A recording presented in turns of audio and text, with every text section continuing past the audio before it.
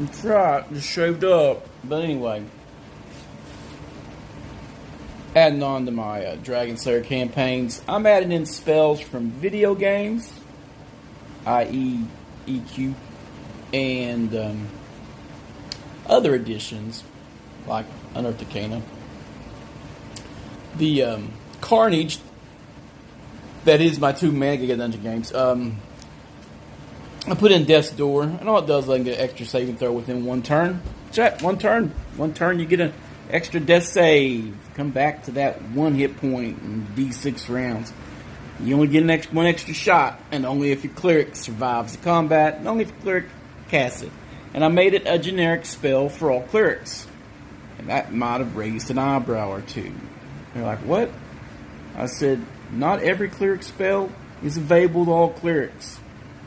There will be certain spells only available to evil clerics, and there will be only certain spells available to racial clerics. Stonebeard is only good for dwarves, i.e. everything in Dwarven is only good for dwarven clerics.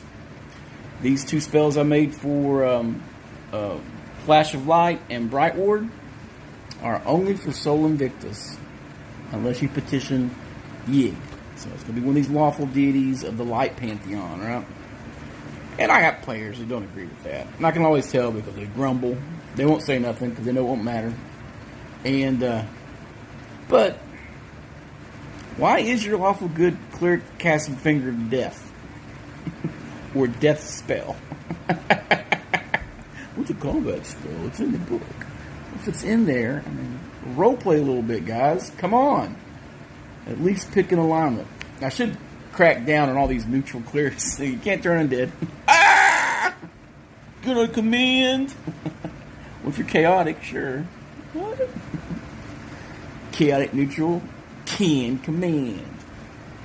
You know, I used to tweak it up, and we were joking around about weapons and favorite weapons, like specialty priests out 2E, which some of the players like it, but I think it undermines being a paladin. You can be a cleric with a sword while be a paladin, right? You don't have any of these restrictions on how many magic items you can have, and you can still use the Holy Avenger. Technically, no, that's for paladins only. So, kicking that around, probably expanding the spell list, digging through Unearthed Arcana. I looked through a lot of AD&D stuff because I played more AD&D in the formative years, you know, the early part, than my playing group that I play with locally. And they are 2E guys. So they played more 2E. So there's some rules variations when it comes to certain rulings, spells, and nuances. And if you were a 1E player who switched over to 2E, you know what I mean. Hey, Advanced Dungeons & Dragons to 2nd edition. We didn't think there would be anything after 2nd edition at the time. And I kind of wish I'd never stopped playing and just thumb my nose at it, to be honest. 2E's when the Splat book started. I think that's when the decline started, to be honest. But hey, that's my opinion.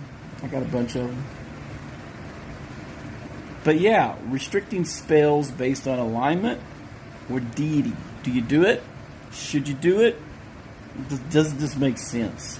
Right? I think it just makes sense. There's a Fist Fang spell, and I think it was a cleric. They had an item that did it. It was the lawful cleric using the Fist Fang, which was like from the Druids.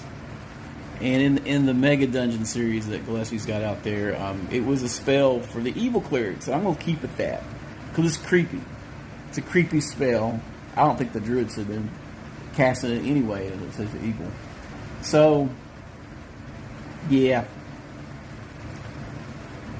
The creepier it is, the more and disturbing it should be the evil stuff. And the more pure, buffing, anti-undead stuff should be your good clicks. We should have some spheres.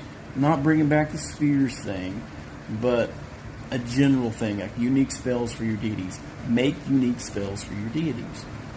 We had one called Valtor that was an add-on for Labyrinth Lord back in the day, and the guys loved it. Everybody went Valtor because we had like 6 spells in the campaign that were Valtor, and they were all buff. So they were mega buff spells, or flaming weapon spells, and everybody loved them. I might do that. Now, the Yawp I just made a +1 to hit, +2 to damage. D3 rounds, +1 round to level, cleric self buff. And if you play DQ, you know what I'm talking about. That way you get up, but you're not meant to replace the fighter, but for a short burst, you're magically enhanced and can stand toe-to-toe with fighter until your spell ends. Then you're kind of weaked out. Clerics can be short burst, heavy resource, vicious fighters. But then the faith fades, the faith wanes, or the spell ends, and you're back down to being a second line fighter. And you're not as tough as the big guy. You got better saves. Don't hit as much, but you can buff yourself up. Bless, Yawp, have some guy chanting. Once your guy can cast prayer and stuff like that, everybody around you is enhanced. So you're a melee martial enhancer, and you're up there with them. A cleric that's 30 feet, 50 feet from the front line is useless. That is a cleric that is abandoned the front line. You ain't getting healed, bish. But you're not close enough to heal him. He's dead. We're going to cast Death's Door here in a minute, or after combat, because you can Death's Door in combat, but they're prone. +4 to be hit. They stand up. Attack of opportunity. Ah! You only get one Death's Door. It's like raise him, kill him, raise him, kill him. When I played 5e, we're like, woo! Get up! Get up! Get up! That's ridiculous. I should put some exhaustion rules in if you come back from that 0 that you're ash dragging. The barbarian has that already, -1 to everything for X amount of hours. Why isn't the guy who got knocked down to 0, who got up 6 rounds into combat, and he's dragging? Why is he not suffering any negative effects for at least the next hour? Simple -1 would reflect that. And that's not overbearing, but most parties are like, "Oh, -1, we're leaving. Time to fall back. We've been in 3 rooms and cast all our big spells." Anyway, add spells to your game. Always tinker with the magic. Make it unique.